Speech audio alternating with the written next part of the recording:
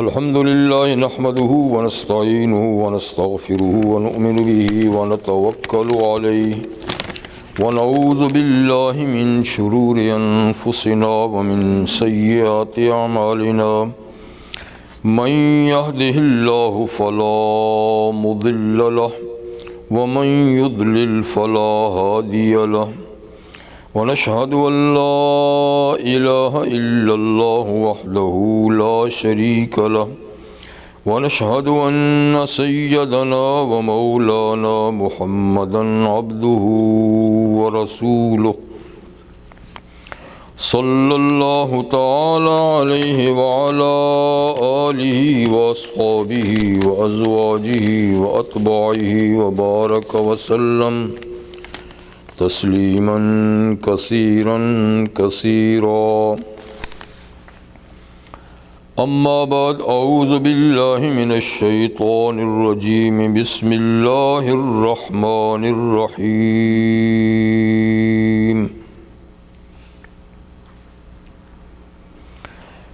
والفجر وليال عشر والشفع والوتر والليل إذا يسر هل في ذلك قسم لذي حجر وقال الله تبارك وتعالى بسم الله الرحمن الرحيم إنا أعطيناك الكوثر فصل لربك وانحر إن شانئك هو الأبتر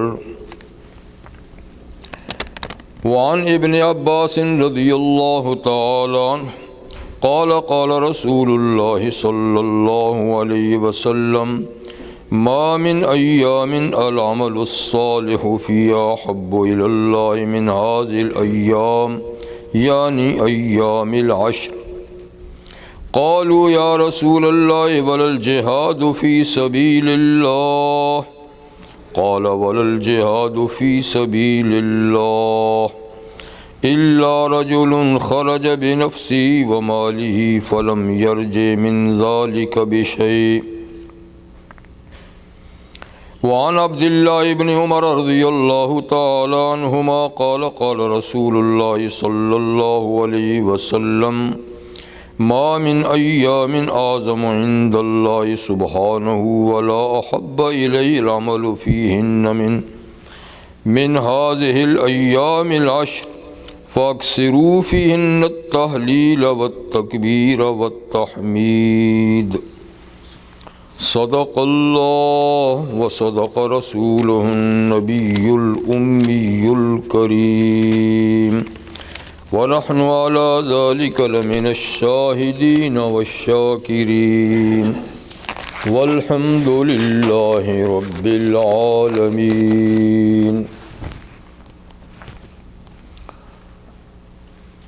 واجب الاحترام حضرات، میں نے آپ کے سامنے سورۃ الفجر کی ابتدائی آیتیں اور سورۃ الکوثر اور نبی کریم صلی اللہ علیہ وسلم کے دو ارشادات گرامی اس وقت تلاوت کی.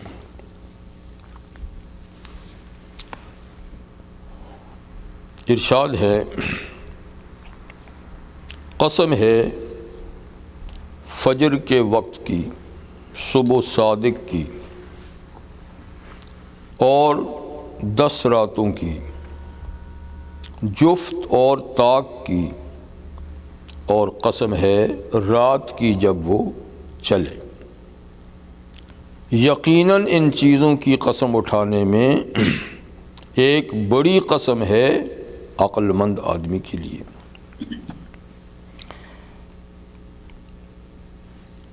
سورہ کوثر کا ترجمہ یہ ہے، بسم اللہ الرحمن الرحیم، بے شک ہم نے آپ کو خیر کثیر، بہت بھلائی عطا کی، جس میں ایک جنت کی نہر، نہر کوثر بھی شامل ہے، اور محشر کے دن کا حوض کوثر بھی شامل ہے. سو آپ اپنے رب کی نماز پڑھیں اور قربانی کریں، بے شک آپ کا دشمن ہی بے نام و نشان رہے گا. اس کی نسل باقی نہیں رہے گی۔ یہ آیات مبارکہ کا ترجمہ تھا۔ حق تعالی شانہ کے اس امت پر بالخصوص بے پایاں احسانات، انعامات اور اکرامات ہیں، اور انہی احسانات میں سے یہ بھی ہے کہ اللہ تعالیٰ نے اپنے نیک بندوں کے لیے سال میں کچھ دن بار بار ایسے مقرر کیے ہیں کہ جن میں وہ زیادہ سے زیادہ عبادت کر کے اللہ کا تقرب حاصل کر سکیں اور عبادت میں ایک دوسرے سے آگے بڑھنے کی رغبت کریں، تاکہ ان کا رب ان سے راضی ہو اور ان کو بہت زیادہ اجر و ثواب سے نوازے۔ مہینوں میں رمضان المبارک کا مہینہ پورے کا پورا انتہائی خیر و برکت کا مہینہ ہے، اور اس کے علاوہ 4 اور مہینے اللہ نے عزت اور حرمت کے مقرر کیے ہیں،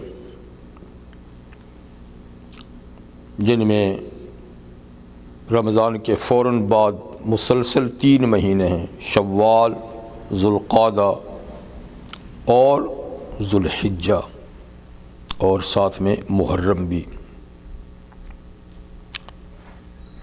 4 اور ایک الگ ہے رجب المرجب۔ یہ تو مہینے ہیں کہ سب سے افضل ترین مہینہ اعمال صالحہ کے لیے رمضان المبارک، پھر 4 عزت اور حرمت کے مہینے، اور ان 4 میں پھر ذوالحجہ کا مہینہ زیادہ باعزت اور زیادہ باعث حرمت ہے۔ تو حق تعالی شانہ نے ہفتے کے دنوں میں جمعے کے دن کو عید کا دن اور دنوں کا سردار مقرر کیا ہے۔ ہفتہ واری عید ہے یہ، اور بہت ہی مقدس دن ہے جمعے کا دن۔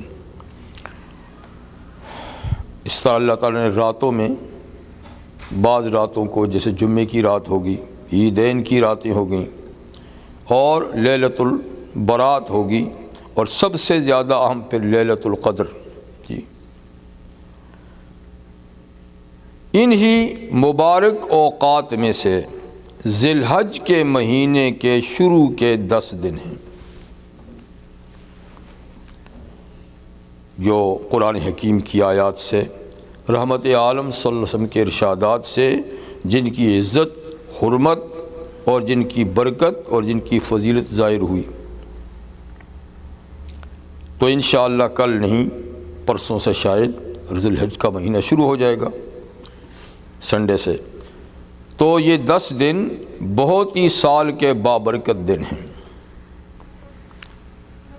سورۃ الفجر کی آیہ کریمہ میں جن 10 راتوں کا ذکر ہے، قسم اٹھائی گئی ہے، اس سے علامہ ابن کثیر بروایت عبداللہ ابن عباس، عبداللہ ابن زبیر اور دیگر حضرات سے یہی نقل کرتے ہیں کہ ان 10 راتوں سے مراد یعنی ذی الحج کے 10 دن رات ہیں۔ یہ یاد رکھیے کہ قرآن حکیم میں جب رات کا ذکر آتا ہے تو اس کے ساتھ دن بھی شمار ہوتا ہے، اور کہیں دن کا ذکر ہو تو ساتھ میں رات بھی شمار ہوتی ہے۔ یعنی دن کہیں تو بھی 24 گھنٹے مراد ہیں، اور رات کہیں تو بھی 24 گھنٹے مراد ہیں۔ تو کوئی یہ نہ سمجھے کہ صرف 10 راتیں ہیں، یعنی 10 دن رات دونوں۔ کسی چیز کا قسم میں نام لینا یہ اس چیز کی عظمت کی نشانی ہوتی ہے۔ اسلام میں اگر کسی مسلمان کو بوقت ضرورت قسم اٹھانی پڑ جائے تو سب سے زیادہ باعظمت ذات کا نام ہی استعمال کرے گا، دوسرا کوئی نہیں، اور وہ ہے اللہ کا نام۔ چاہے اللہ تعالیٰ کا ذاتی نام استعمال کریں یا اللہ کا کوئی صفاتی نام، لیکن اللہ کے نام کے بغیر کسی اور کی قسم جائز نہیں ہے، بلکہ شرک ہے۔ لیکن خود اللہ تعالیٰ نے اپنی مخلوقات میں سے کئی مخلوق کی قسم اٹھائی ہے، بلکہ یوں سمجھیے کہ ساری مخلوق کی اللہ نے قسم اٹھائی ہے۔ ایک آیت میں اللہ نے فرمایا فلا اقسم بما تبصرون وما لا تبصرون، میں قسم اٹھاتا ہوں اس مخلوق کی جو تمہیں نظر آتی ہے، اور اس کی بھی قسم اٹھاتا ہوں جو تمہیں نظر نہیں آتی۔ تو یہ ساری مخلوق کی بھی قسم ہوئی، اور پھر خاص خاص چیزوں کی قسم، خاص دنوں کی، خاص چیزوں کی۔ تو اہل علم نے لکھا ہے کہ اللہ تعالیٰ جب کسی چیز کا نام لے کر قسم اٹھائیں تو ان کو قسم اٹھانے کی ضرورت تو نہیں ہے۔ قسم تو وہ اٹھاتا ہے جو اپنی بات کا یقین دلاتا ہے دوسرے کو۔ اللہ کی تو ہر بات یقینی ہے، ہر بات سچی ہے، لیکن اللہ تعالیٰ جب قسم اٹھاتے ہیں کسی چیز کی تو اصل میں اس چیز کی عظمت بیان کرتے ہیں، اس پہ توجہ دلاتے ہیں کہ میں نے جب نام لیا ہے قسم میں اس کا تو یہ بات چیز معمولی نہیں ہے، بڑی اہمیت کی ہے، بڑی خیر و برکت کی ہے، اور بڑے فوائد کی چیز ہے۔ تو اس لحاظ سے اس آیہ کریمہ میں ایک تو فجر کے وقت کی قسم ہے، تو مطلب کہ فجر کا وقت بہت ہی قابل قدر وقت ہے، یہ بڑا انقلابی وقت ہے۔ صبح ہوتے ہی ہر چیز بیدار ہوتی ہے اور ہر چیز اپنے عمل میں مصروف ہو جاتی ہے، تو زیادہ تر کام دن میں ہوتے ہیں، جس کا آغاز فجر سے ہوتا ہے۔ فجر کا موسم بھی بڑا سہانا ہوتا ہے جی۔ اور حضور صلی اللہ علیہ وسلم نے ارشاد فرمایا کہ فجر کے وقت سوئے رہنا یہ بے برکتی کی نشانی ہے، بالخصوص رزق میں بے برکتی ہوتی ہے۔ تو جو آدمی فجر میں اٹھے اور شروع وقت سے ہی اللہ کی عبادت کے بعد کام میں مصروف ہو جائے تو بڑا بابرکت وقت ہوتا ہے۔ اس طرح آخر میں رات کا ذکر ہے کہ رات جب چلی جائے، اس لیے کہ جب رات آتی ہے تو ہر کام ٹھپ ہو جاتا ہے، جب رات چلی جاتی ہے تو فجر شروع ہوتی ہے۔ تو دراصل رات کا جانا اور فجر کا آنا یہی انقلابی وقت ہے۔ اور بیچ میں فرمایا کہ 10 راتوں یعنی 10 دن رات، جس سے عبداللہ ابن عباس فرماتے ہیں رضی اللہ تعالیٰ عنہ کہ ذی الحج کے پہلے 10 دن مراد ہیں۔ تو گویا ان کی قسم اٹھا کر اللہ تعالیٰ نے ان کی عظمت کو بھی اجاگر کیا کہ یہ 10 دن اللہ کی نظر میں اور باقی مہینوں کے 10 دنوں سے، چاہے شروع کے ہوں، چاہے بیچ کے ہوں، چاہے آخر کے ہوں، یہ 10 دن جو ذی الحج کے شروع کے ہیں یہ سب سے زیادہ مقدس دن ہیں، بابرکت دن ہیں۔ سورۃ الحج کی ایک آیت میں اللہ تعالیٰ فرماتے ہیں لِيَشْهَدُوا مَنَافِعَ لَهُمْ وَيَذْكُرُوا اسْمَ اللَّهِ فِي أَيَّامٍ مَّعْلُومَاتٍ عَلَىٰ مَا رَزَقَهُم مِّن بَهِيمَةِ الْأَنْعَامِ۔ اے ابراہیم آپ لوگوں میں حج کا اعلان کریں تاکہ لوگ وہاں حاضری دیں اپنے فوائد کے لیے، اپنے فائدوں کے لیے۔ اور دوسرا کام کیا ہے؟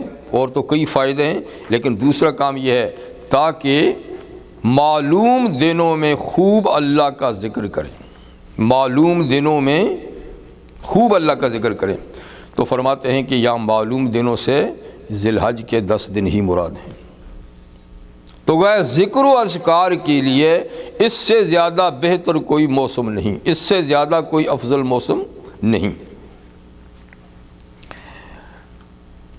عبداللہ ابن عباس رضی اللہ تعالیٰ عنہ فرماتے ہیں کہ رحمت عالم صلی اللہ علیہ وسلم نے فرمایا ما من ایام العمل الصالح فیہا احب الی اللہ من هذه الایام، یعنی ایام العشر۔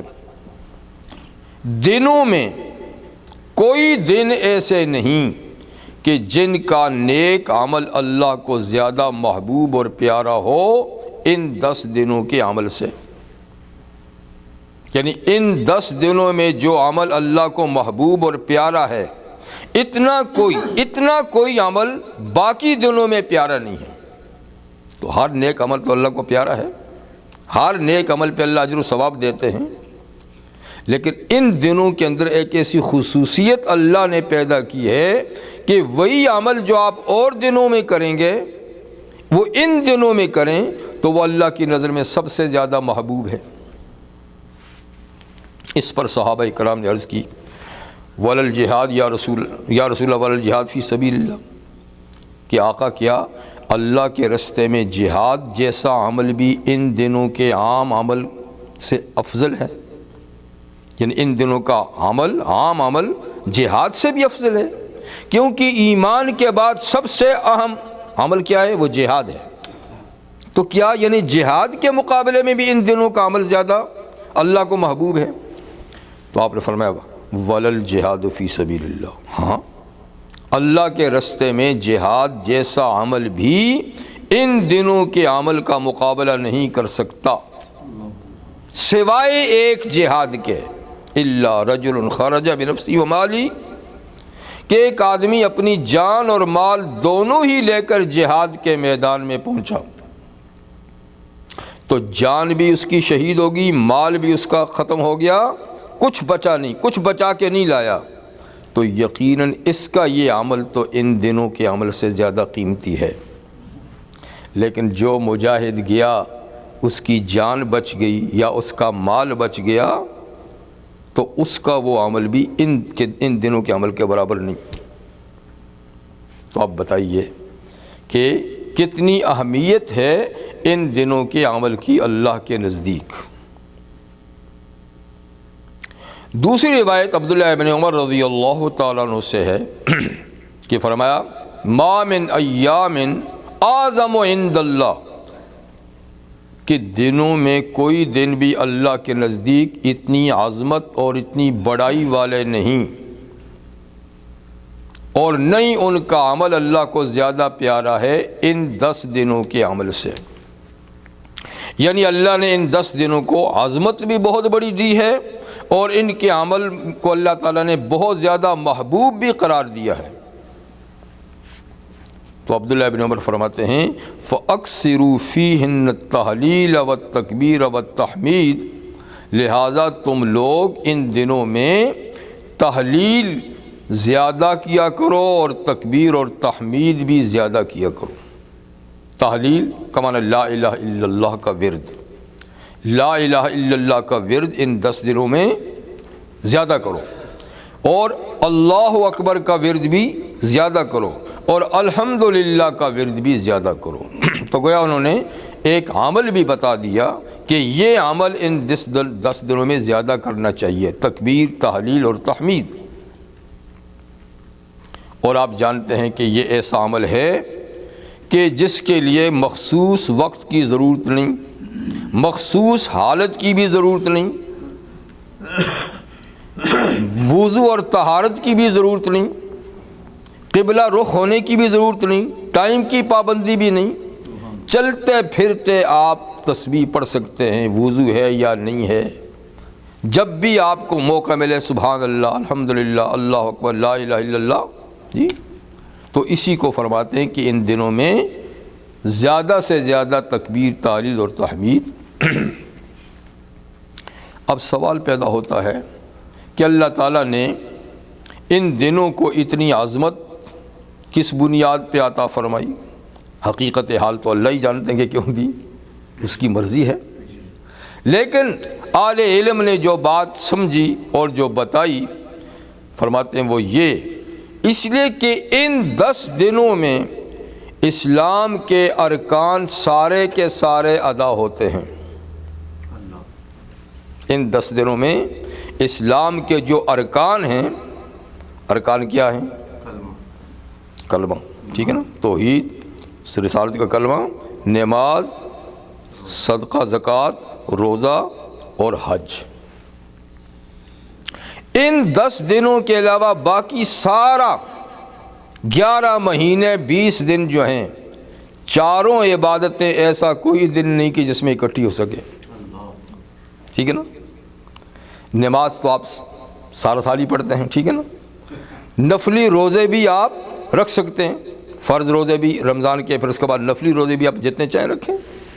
کسی نے زکوٰۃ نہیں دی تو کسی بھی وقت دے سکتا ہے، زکوٰۃ دے دیے تو صدقہ کسی وقت بھی دے سکتا ہے، لیکن کم سے کم حج تو آپ کبھی نہیں کر سکتے، کیونکہ حج تو خاص ان ہی 10 دنوں میں ہوتا ہے۔ تو چونکہ چاروں عبادتیں ان 10 دنوں میں اکٹھی ہو سکتی ہیں، بلکہ ہوتی ہیں کوئی کرے تو، ٹھیک ہے نا، تو فرمایا اس وجہ سے ان 10 دنوں کی پوزیشن باقی دنوں میں افضل ہوگی۔ علامہ ابن رجب حنبلی رحمہ اللہ فرماتے ہیں اللہ تو مہربان ہیں اور سب کے رب ہیں، رب العالمین ہیں، ارحم الراحمین ہیں، سب اس کے بندے ہیں۔ اللہ تعالیٰ نے ایک گھر تعمیر کرایا حضرت خلیل اللہ سے، پہلے حضرت آدم صفی اللہ سے، اس سے پہلے فرشتوں سے ایک گھر تعمیر کرایا، اور اس کو اپنی تجلیات کا مرکز ٹھہرایا، اور ہر بندہ مومن کے دل میں ایک جذبہ رکھا ہے اس گھر کی طرف، چاہے جتنا گناہ گار بندہ کیوں نہ ہو، لیکن اس کے دل میں اس گھر کی عظمت ہے نا، اور اس کا جی چاہتا ہے کہ اس گھر کا دیدار کرے جائے، لیکن وہاں جانے کے لیے آسانیاں تو نہیں ہیں، دور دراز سے جانے والوں کے لیے وقت نکالنا، ٹھیک، اور پھر سرمایہ اس پہ خرچ کرنا، اور پھر اس طریقے سے اور رکاوٹیں اور پابندیاں نہ ہوں تو مشکل ہے۔ اس لیے زندگی میں ایک مرتبہ تو طاقت رکھنے والوں کے لیے اس گھر کی زیارت کو اللہ نے فرض قرار دیا ہے، لیکن جو نہیں جا سکتے وہ نہیں جا سکتے، تو اللہ تعالیٰ نے اس کے قائم مقام، اس گھر کی زیارت کے قائم مقام اور اس کی زیارت سے جو ثواب اور فوائد ملتے ہیں اس کے قائم مقام اللہ نے یہ 10 دن مقرر کر دیے ہیں۔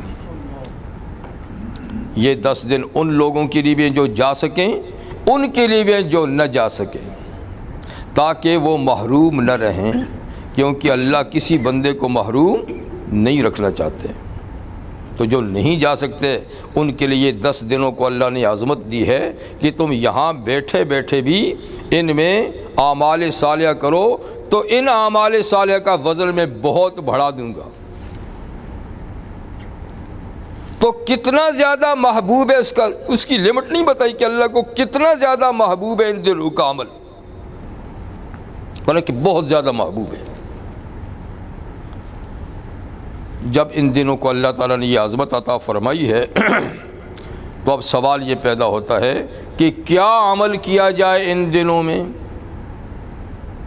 جواب وہی ہے کہ عمل تو نہیں بتایا کہ تم نمازیں زیادہ پڑھو، ٹھیک، عمل نہیں بتایا کہ تم فلاں کام زیادہ کرو، یہ کہا کہ جو بھی عمل کرو گے صالح اور نیک عمل، اس کو اللہ بہت زیادہ قیمت کے ساتھ لیں گے، اللہ کے ہاں بہت زیادہ محبوب ہوگا۔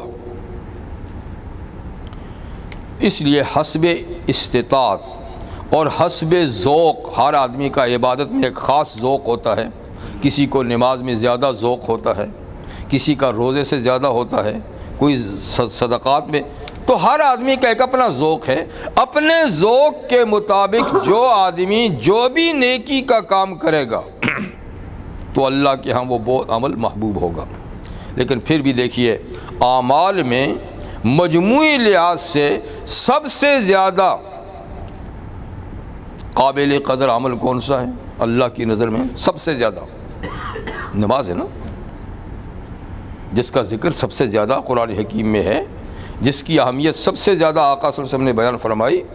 تو عبادات میں نماز کو سب سے اولیت اور عظمت حاصل ہے۔ اس لیے خاص طور پہ ان دنوں میں فرض نمازوں کی تو ٹائم سے پابندی سے پڑھنے کی کوشش کی جائے، ٹھیک ہے نا، اللہ تعالیٰ توفیق عطا فرمائے، جی، اول وقت میں، اور ممکن ہو جتنا بھی ممکن ہو جماعت سے ادا کی جائے۔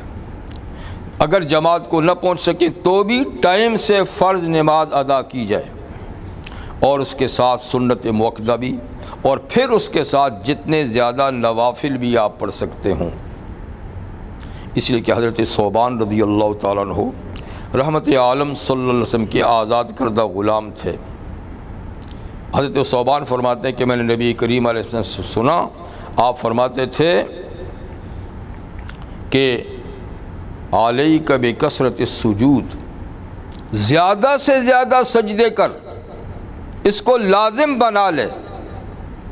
اور سجدے سے مراد جان نماز ہے، اچھا علیک بکثرت یعنی زیادہ سے زیادہ نمازیں پڑھنے کی کوشش کرو، اس لیے کہ نماز میں ہر رکعت میں اللہ نے 2 سجدے رکھے ہیں۔ کہا جب بھی تو ایک سجدہ کرتا ہے تو ایک گناہ اس سے مٹتا ہے اور ایک درجہ اللہ کے ہاں بلند ہوتا ہے۔ تو ایک رکعت میں 2 سجدے ہیں تو کیا ہوئے؟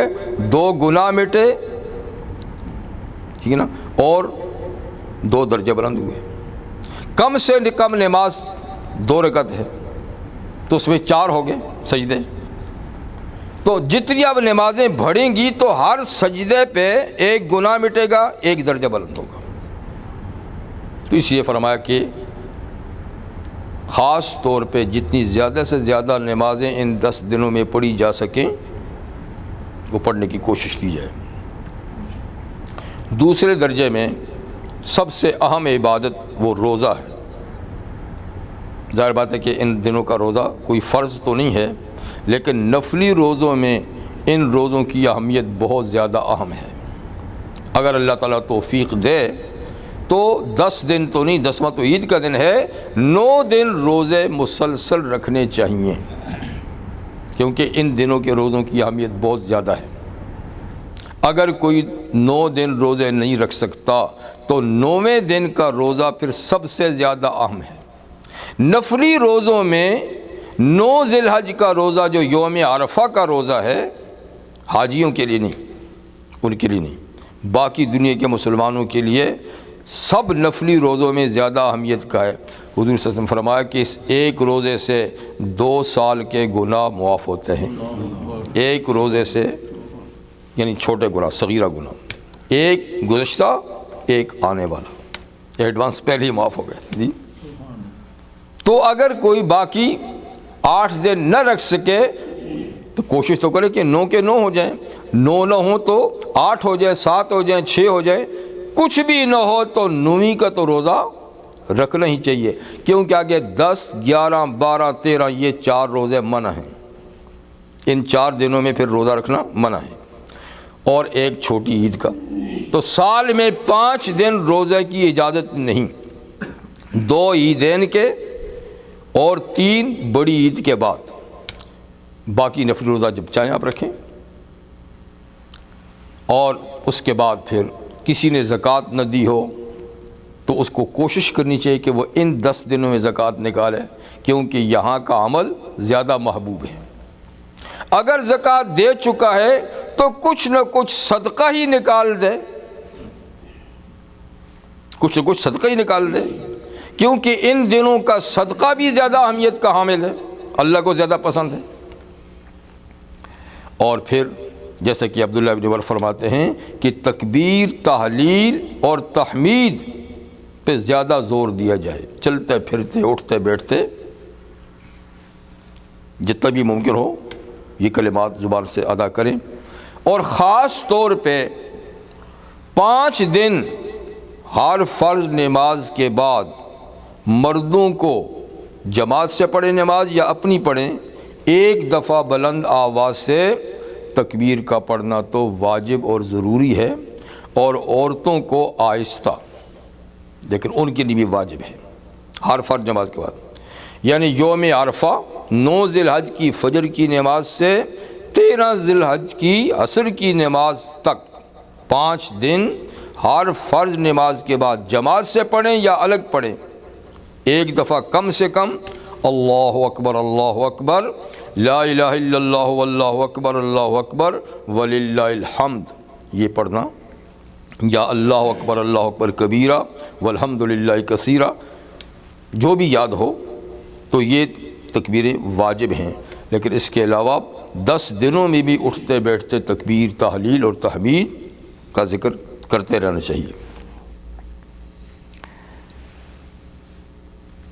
جب اللہ تعالیٰ نے ان دنوں کو اتنی عظمت عطا فرمائی ہے اور ان کے عمل کو اللہ تعالیٰ نے محبوب ترین عمل قرار دیا ہے، تو یہ بھی سوال ایک پیدا ہوتا ہے کہ کس طریقے سے ہم عمل کو شروع کریں۔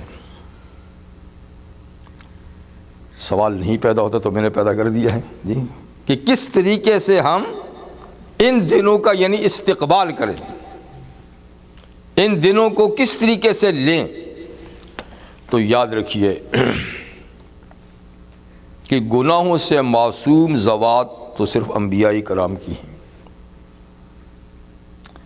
اور کوئی بندہ چھوٹے موٹے کسی گناہ سے معصوم نہیں ہے۔ کسی کے کم ہیں، کسی کے زیادہ ہیں، کسی کے پاس کبیرہ ہیں، کسی کے پاس صغیرہ ہیں، کچھ نہ کچھ ہوتا ہے۔ اور گناہ ایسی چیز ہے کہ اس کی وجہ سے دنیا کی نعمتیں ملنے میں بھی رکاوٹ بنتے ہیں گناہ، اور آخرت کی نعمتیں ملنے میں بھی رکاوٹ بنتے ہیں۔ گناہ ایک ایسی رکاوٹ ہے دنیاوی نعمتوں میں بھی اور اخروی نعمتوں کے لیے بھی رکاوٹ جو ہے نا وہ صرف گناہ ہے۔ اگر گناہ ہٹ جائیں تو دین اور دنیا دونوں نعمتیں انسان کو حاصل ہو سکتی ہیں۔ اس لیے کہ حق تعالیٰ شان ارشاد فرماتے ہیں ما اصابکم من مصیبت فبما کسبت ایدیکم، تمہیں جو بھی مصیبت پہنچتی ہے وہ تمہارے عمل کا نتیجہ ہوتی ہے، تمہارے کسی گناہ کا نتیجہ ہوتی ہے۔ یہ عمومی بات ہے۔ خصوصی بات یہ ہے کہ اللہ کے نیک بندوں پر بھی تو تکالیف آئی ہیں، لیکن وہاں معصیت کی وجہ سے نہیں، وہ اور کوئی اللہ کا ان کے بارے میں امتحان ہوتا ہے، ان کے اللہ تعالیٰ کوئی درجات بلند کرنا چاہتے ہیں، ٹھیک ہے، ان کے صبر و تحمل کی کوئی امتحان لیتے ہیں، لیکن عمومی طور پہ جو ہے نا یہ کسی نہ کسی گناہ کا نتیجہ ہوتا ہے، کوئی مصیبت جو انسان کو پہنچتی ہے۔ مقدس دنوں میں، محترم دنوں میں ثواب سے محروم ہونا یہ سب سے بڑی مصیبت ہے۔ ہم تو مصیبت کچھ اور سمجھتے ہیں کہ دنیا کے معاملے میں کوئی چیز رکاوٹ پیدا ہوتا ہے ہم کہ مصیبت آ گئی، بیمار ہو گئے، مالی حالات ٹھیک نہیں ہیں جی، لوگوں سے تعلقات ٹھیک نہیں، تو ہم کہتے ہیں جی مصیبت ہے۔ لیکن سب سے بڑی من اعظم المصیبات، سب سے بڑی مصیبت کیا ہے کہ اللہ ایک اجر و ثواب دینا چاہتے ہیں کسی وقت اور انسان اس سے محروم ہو جائے، اس کو اس ثواب کے یعنی ملنے کے لیے جو اسباب ہیں وہ اسباب مہیا نہ ہوں اور وہ کام نہ کر سکے اور اجر و ثواب سے محروم ہو جائے، یہ سب سے بڑی مصیبت ہے۔ اور پھر درجہ بدرجہ اور بھی مصائب ہیں۔ تو خیر مصائب ایسی چیزیں ہیں، یعنی گناہ ایسی چیزیں ہیں جو دنیاوی مصیبتیں بھی لاتے ہیں اور اخروی بھی، جیسے کہ پیغمبر کریم صلی اللہ علیہ وسلم کے ارشاد گرامی ہے کہ اللہ تعالیٰ کسی بندے کو کوئی دنیاوی نعمت دینا چاہتے ہیں، کوئی روزی دینا چاہتے ہیں، لیکن وہ کوئی ایسا گناہ کر دیتا ہے کہ اس روزی سے وہ محروم ہو جاتا ہے۔ تو دیکھا اب روزی کا معاملہ بھی بسا اوقات گناہ کی وجہ سے ملتوی ہو جاتا ہے۔ تو اسی طریقے سے آپ سمجھیں کہ گناہوں سے اور کتنی خیر اور بھلائیاں جو ہیں اس سے انسان محروم ہوتا ہے۔ تو سب سے بڑی رکاوٹ دینی یا دنیاوی نعمتوں کے لیے کیا ہے؟ وہ گناہ ہے۔ اس لیے سب سے پہلا کام تو یہ ہے کہ جب کوئی مقدس وقت آئے تو آدمی کو سچی توبہ کرنی چاہیے، سچی توبہ کرنی چاہیے اپنے گناہوں سے، تاکہ جو ہیں گناہ وہ ختم ہو جائے۔ جب ختم ہو جائیں گے تو اب دین کی نعمت کے لیے بھی دروازہ کھل جائے گا اور دنیا کی نعمت کے لیے بھی دروازہ کھل جائے گا، خیر اور سعادت اس کو حاصل ہوگی۔ جو گناہ کی وجہ سے بند تھا اب وہ دروازہ کھل جائے گا۔ تو پہلا کام ہمیں یہ کرنا چاہیے کہ آج ہی ہم سچی توبہ کر لیں اپنے سارے پچھلے گناہوں سے،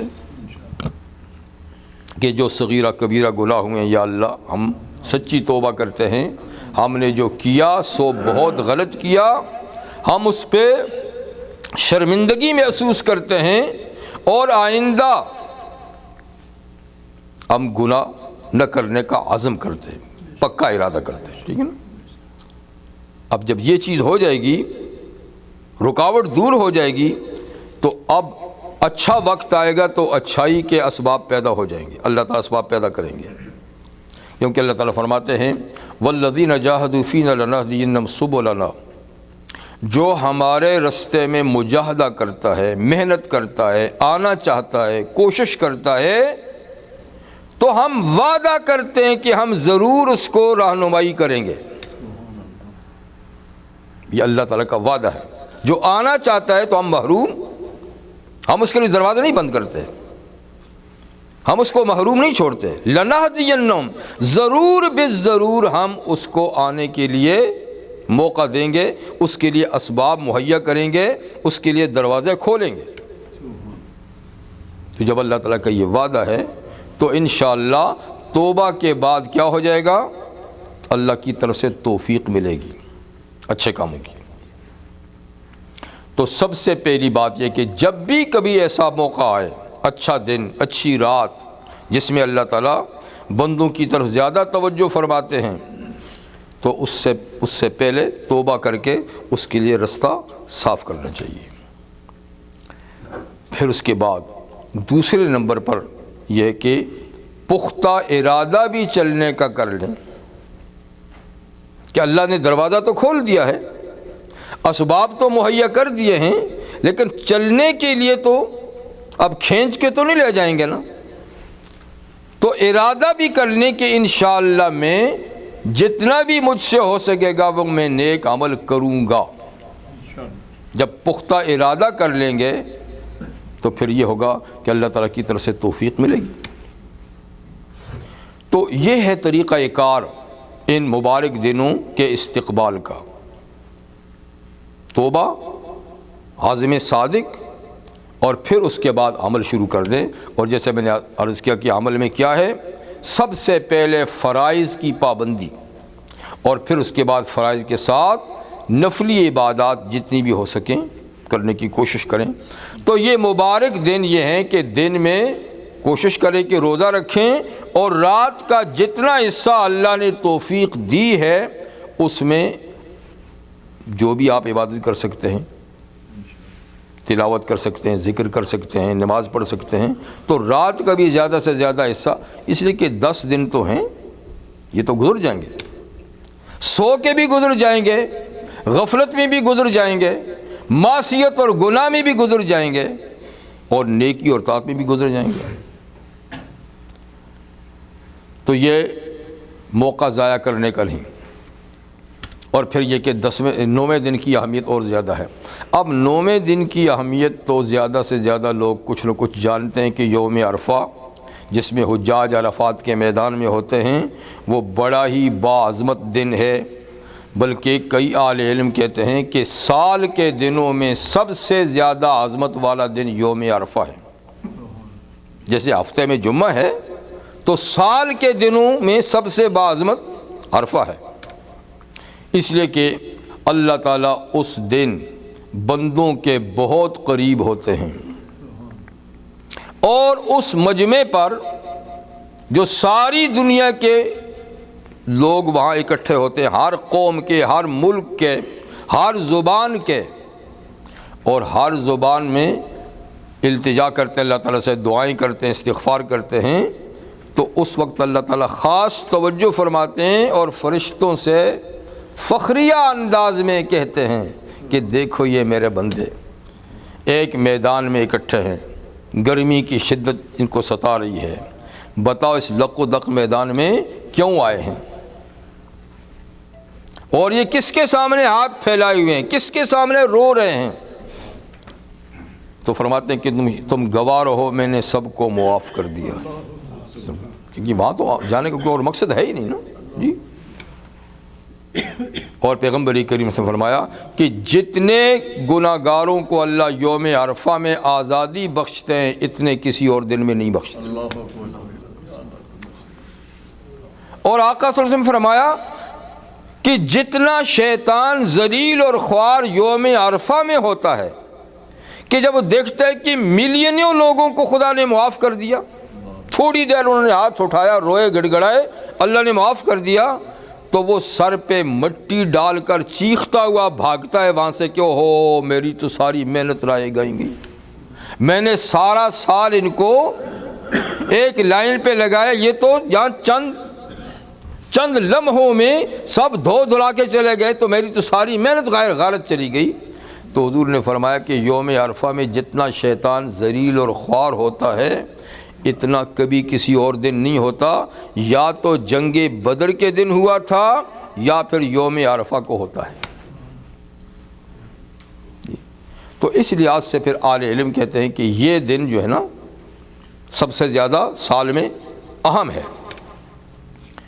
لیکن بعض دیگر اہل علم کہتے ہیں، اور جیسے کہ نبی کریم علیہ السلام کا ارشاد گرامی بھی صاف طور پہ یہ ہے کہ یوم عرفہ تو اپنی جگہ میں ٹھیک ہے، لیکن سال کے دنوں میں سب سے بڑا سردار جو ہے نا وہ عید الاضحیٰ کا دن ہے۔ عید الاضحیٰ، عید کا دن جو ہے نا یہ ہے سال کے دنوں میں سب سے افضل، یعنی اس کو بھی ساتھ میں ملا دیں، وہ بھی عید ہی ہے، وہ بھی عید ہی ہے، لیکن اصل جو ہے نا اس لیے کہ عید الاضحیٰ کا دن کیا ہے؟ یوم الحج الاکبر، یہ حج اکبر کا دن ہے۔ اس سے یہ بھی سمجھیے کہ ہر حج اکبر ہوتا ہے۔ یہ لوگوں میں جو بات پھیلی ہوئی ہے کہ جمعے کا دن جب عرفہ ہو تو وہ حج اکبر ہوتا ہے، یہ لوگوں کی بنائی ہوئی بات ہے۔ حج اکبر ہے، اور اس کو حج اکبر عمرے کے مقابلے میں کہتے ہیں، اس لیے کہ عمرہ حج اصغر ہے۔ چھوٹا حج کیا ہے؟ عمرہ۔ بڑا حج کیا ہے؟ جی، تو حج اکبر اس لیے عید کا دن ہے کہ اس دن حج مکمل ہو جاتا ہے، یعنی بڑا رکن تو حج کا 9 کو ادا ہوتا ہے نا، لیکن پورا کمپلیٹ کب ہوتا ہے؟ 10 کو، جب جمرے کو مار کر جب جا کے طواف زیارت کر لیتے ہیں تو اب حج کے فرائض مکمل ہو گئے۔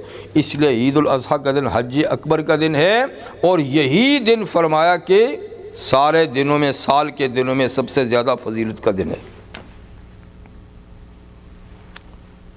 اس کے بعد پھر 11 تاریخ، اس کے بعد پھر 12 تاریخ، اس کے بعد پھر 13 تاریخ، یہ درجہ بدرجہ پھر ان دنوں کی فضیلت ہے جن کو ایام تشریق کہتے ہیں۔ تو بہرحال 10 دنوں میں 9 کا دن اور پھر 10 کا دن یہ بہت زیادہ اہمیت کا دن ہے۔ 9 کے دن میں تو حجاج کے علاوہ باقی لوگ روزہ رکھیں تو 2 سال کے گناہوں کا کفارہ ہے، لیکن 10ویں دن روزہ نہیں ہے، وہ اللہ کی ضیافت کا دن ہے۔ اس دن امت مسلمہ اللہ کی مہمان ہوتی ہے، اللہ کی مہمان ہوتی ہیں، اللہ میزبان ہوتے ہیں۔ 10واں دن بھی 11، 12، 13 یہ 4 دن اللہ کی طرف سے مہمانی کے دن ہیں، اس لیے ان میں روزہ منع ہے۔ تو حضور صلی اللہ علیہ وسلم نے فرمایا کہ ایام التشریق، ان کو ایام تشریق کہتے ہیں، ٹھیک ہے نا، 11، 12، 13 ذی الحج تک 3 دن یہ عید کے ساتھ ملائیں تو یہ ایام تشریق کہلاتے ہیں۔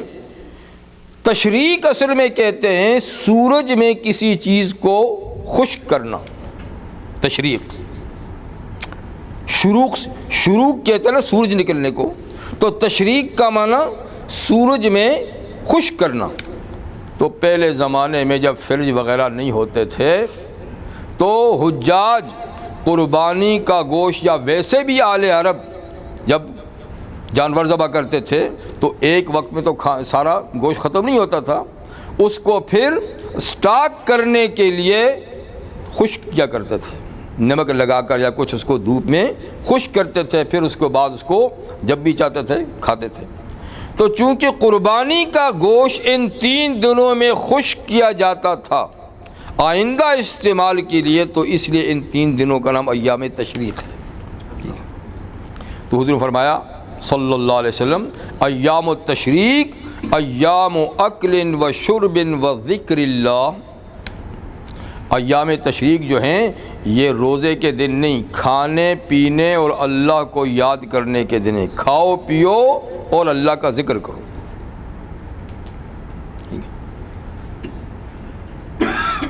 تو 10 ذی الحج کا دن جو یوم حج اکبر کا دن ہے، یہ کیا ہے؟ سب سے سال کے دنوں میں افضل ترین دن ہے۔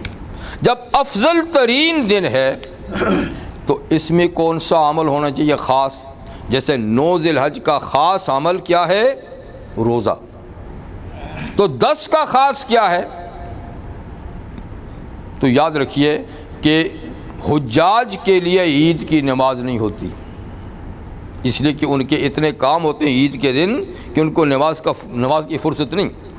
وہ صبح سویرے جا کے جمرے کو مارتے ہیں، پھر اس کے بعد جا کے طواف زیارت کرتے ہیں، پھر اس کے بعد قربانی کرتے ہیں، پھر اس کے بعد احرام اتارتے ہیں، تو سارا دن یوں گزر جاتا ہے۔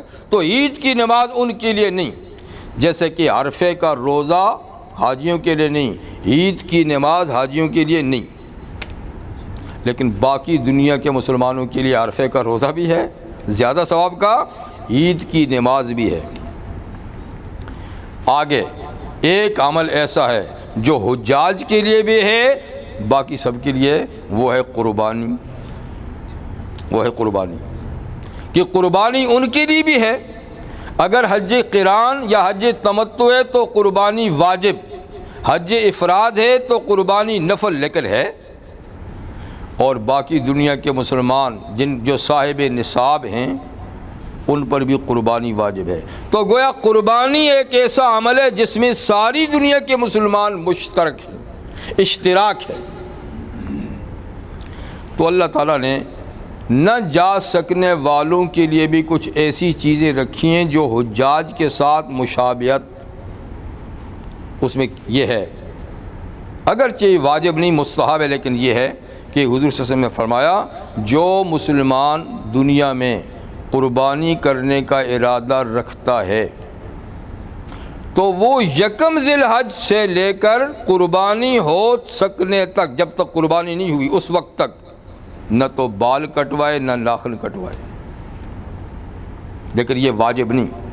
آپ کو پتہ ہے کہ حجاج بھی جب تک احرام میں ہوتے ہیں نہ بال کٹواتے ہیں نہ ناخن کٹواتے ہیں، اور بھی ان کی پابندیاں ہیں، لیکن غیر حاجی کے لیے اور وہ بھی جو قربانی کرتا ہے صرف 2 چیزوں میں حاجیوں کے ساتھ مشابہت کا حکم ہے، اور یہ بھی مستحب ہے، کوئی فرض واجب نہیں، کہ جو قربانی کرنا چاہے وہ چاند جب عید کا چاند نظر آئے اس وقت سے لے کر قربانی ہونے تک نہ بال کٹوائے نہ ناخن کٹوائے۔ تو یہ تھوڑی سی مشابہت ان کے ساتھ اس لیے رکھی گئی کہ اللہ ان جیسا ثواب دینا چاہتے ہیں، ان جیسا ثواب دینا چاہتے ہیں۔ تو قربانی کا عمل سب کے لیے ہے جی، جس پہ واجب ہے وہ تو کریں، جس پہ واجب نہیں کوشش کریں کہ وہ بھی کریں۔ اس لیے کہ رحمت عالم صلی اللہ علیہ وسلم کے ارشاد گرامی ہے، ما عمل ابن آدم من عمل احب الی اللہ یوم النحر من احراق الدم، کہ آدمی کا کوئی عمل عید کے دن اللہ کو جانور کا خون بہانے سے زیادہ محبوب نہیں۔ عید کے دن سب سے محبوب عمل اللہ کو کیا ہے کہ اس کے نام پر قربانی کی جائے۔ پھر فرمایا کہ یہ قربانی جو عبادات میں سے ہے، اور ایک ایسی عبادت ہے کہ جب سے دنیا میں انسان نے قدم رکھا ہے تو اسی وقت سے قربانی کی عبادت بھی ساتھ آئی ہے، یعنی سب سے قدیم ترین عبادت ہے۔ وہ جو آدم علیہ السلام کے 2 بیٹوں میں جھگڑا ہوا تھا تو فیصلہ قربانی سے کرایا تھا نا، دیکھیں قربانی، لیکن اس وقت قربانی کا معنی یہ تھا کہ اللہ کے نام پر کوئی چیز بھی دے دو تو قربانی ہے، صرف جانور ہی نہیں، لیکن اصل قربانی جو وہ جانور کی ہے۔ تو قربانی بہت قدیم ہے، جیسے کہ اللہ تعالیٰ فرماتے ہیں سورہ حج میں وَلِكُلِّ أُمَّةٍ جَعَلْنَا مَنْسَكًا، ہم نے ہر امت کے لیے قربانی کی عبادت مقرر کی ہے، ہر امت کے لیے۔ تو اس امت کے لیے بھی ہے تو اس امت کے لیے جو قربانی ہے اس کے بارے میں رحمت عالم صلی اللہ علیہ وسلم سے صحابہ کرام نے پوچھا تھا کہ ما حاضل اضاحی یا رسول اللہ، آقا یہ قربانیاں کس قسم کی ہیں، کیوں کرائی جاتی ہیں، ان کا پس منظر کیا ہے؟ تو حضور نے فرمایا سنت ابیکم ابراہیم، یہ تمہارے روحانی باپ یا نسبی باپ ابراہیم علیہ السلام کی سنت ہے، اور کسی پیغمبر کی جو قربانی تھی وہ نہیں، تمہارے باپ ابراہیم۔ تو ابراہیم علیہ السلام کی سنت کیا تھی، اصل سنت کیا تھی؟ بیٹے کو ذبح کرنا، ٹھیک ہے نا، وہ بیٹے ہی کو ذبح کرنے کے لیے لے کر گئے تھے نا، لیکن اللہ نے بیٹے کے بدلے میں دمبا بھیج دیا جنت سے۔ تو اللہ نے بیٹے کے بدلے میں جانور بھیج دیا، تو جانور بدل ہے کس کا؟ بیٹے کا۔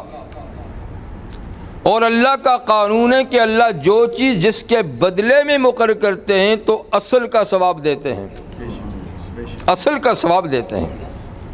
تو آپ یہ نہ سمجھیں کہ ہم نے ایک جانور ذبح کر دیا، آپ یہ سمجھیں کہ ہم نے بیٹا ذبح کر دیا۔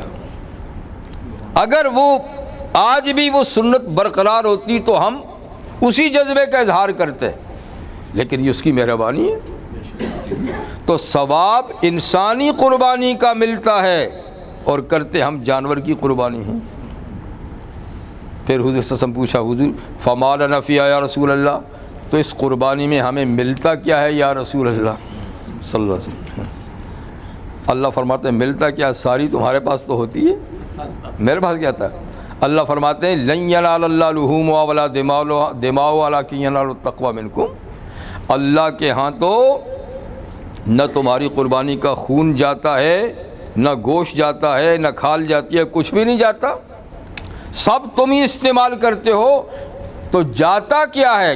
ولیکن ینال التقوی منکم، جو اس عبادت کے ذریعے سے تقوی ہے وہ خدا تک جاتا ہے۔ تقوی کا کیا بنا؟ تمہارا خلوص، تمہاری نیت، تمہارے جذبے کی جو قربانی ہے وہ جاتی ہے، جانور نہیں جاتا۔ تو ہمیں کیا ملتا ہے یا رسول اللہ؟ حضور نے فرمایا بکل شعر حسنہ، جن جانوروں کی پشت پہ بال ہیں ہر بال کے بدلے میں ایک ایک نیکی ملتی ہے۔ آپ کہیں گے نیکی کیا ہوتی ہے؟ تو یہ آخرت کی کرنسی ہے، وہاں جا کر پتہ چلے گا نیکی کیا ہے۔